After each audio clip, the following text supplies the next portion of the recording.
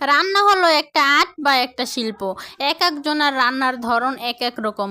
সবার রান্না যে এক হবে এমন কোনো কথা নাই। আজকে আমি পানির ভিতরে আদা রসুন, তারপরে গরম মশলা, লবণ, পেঁয়াজ মানে সব কিছু পানির ভিতরে দিয়ে দিছি। আর যখন পানিটা উতলানি আসছে তখন চিনি গুঁড়া চালগুলো দিয়ে দিলাম। মানে চালগুলো আগে থেকে ভিজিয়ে রাখলে ধুয়ে মানে পোলাওগুলো একদম অনেক সুন্দর হয়। তো আগে থেকে ধুয়ে রাখছি, ভিজিয়ে তা চালগুলো দিয়ে দিলাম। তো এভাবে রান্না করে মানে আমার যখন যেভাবে মন চায় আমি ওইভাবে রান্না করি। আমি মূলত অতটা রান্না পারি না, তো আমার মনের ইচ্ছায় যখন যেইভাবে মন চায় তখন আমি ঠিক ওইভাবেই রান্না করি। আলহামদুলিল্লাহ, খেতে মন্দ হয় না, ভালোই হয়।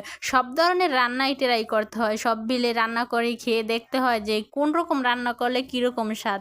আরে দুনিয়াতে তো খাবারের জন্যই দুনিয়া, এই খাবারের জন্যই যত দুঃখ কষ্ট সইতে হয়। এই যখন রান্না করতে কত কষ্ট, খেতে লাগবে না 2 মিনিট। মানে যে কোনো কাজ করতে অনেক কষ্ট, খেতে লাগে না 1 সেকেন্ডও। তো আজকে পোলাওটা অনেক সুন্দর হয়েছিল, ঝরঝরা।